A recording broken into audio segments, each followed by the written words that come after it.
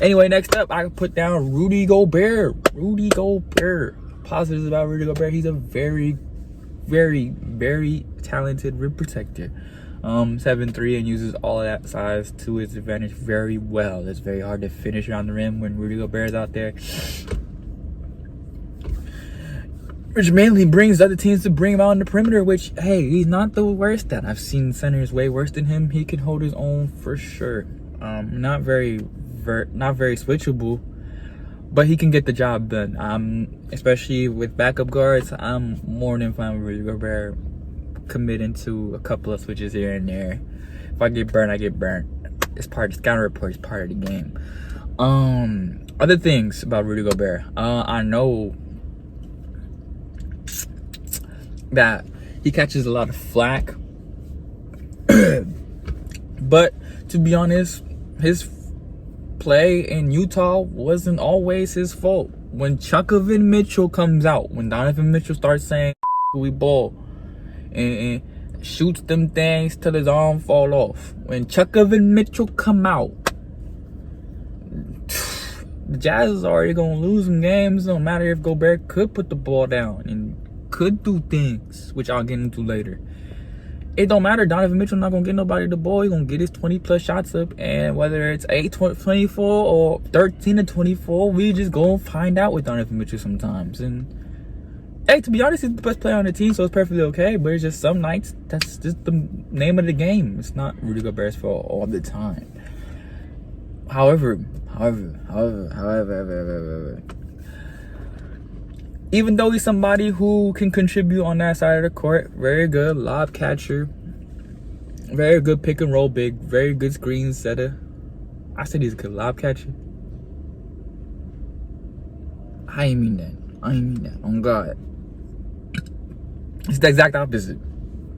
Bad lob catcher. Bad lob catcher. Pretty soft with his hands.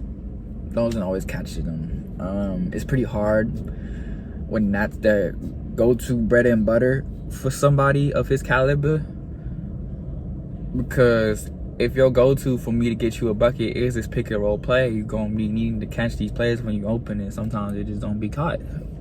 Throw them out of bounds, turnover, and then let's get into it. Let's get into overrated. Let's get into why Rudy Gobert is overrated. He cannot put the ball down and get me a bucket down low to save his life. What is he at? 36% when taking 3+ dribbles inside the paint. That's just, bro, you is. Look at me like, oh my God, Rudy. And we don't get over it. You wouldn't think that would be doing that on the court though. Missing lays. If he got to put the ball down, it's a scary sight for him. That's not very ideal for my big man, especially one that's 7'3". Anything else about Rudy Gobert that I can think of? Off rip. That I didn't mention right now. Rudy Gobert also is just pretty much like, if you tell him to get the ball in the post, you're gonna get a point of possession, basically about a point 0.06.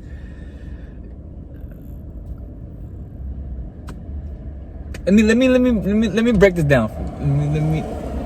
Let me like dumb that down. A point per possession is like a free throw, right? You go to the free throw line, you scored free throw, that's a point, right? So if you go to the line, you get 2 free throws. A point per possession is you making a free throw and missing it. That's how efficient Rudy Gobert is. But now that I dumbed down what points per possession is, let me dumb down why that's so bad for somebody at 7'3" to be producing. You are 7'3" in the post. It should be a bucket every single time. And if I give Steph the ball, he's gonna give me way more than a point per possession. If I give any player the ball, they're gonna give me more than a point per possession. You are 7'3" and you stand in the rim. How is me giving you the ball worth the free throw? You gotta call guard. Cat's not gonna fix your problem just because you're playing with one of the better offensive bigs we ever seen in this league too. He has deficiencies on defense that are going to be highlighted as well, but your offense deficiencies aren't going to be hidden just because you play with Carr. I hope you know that.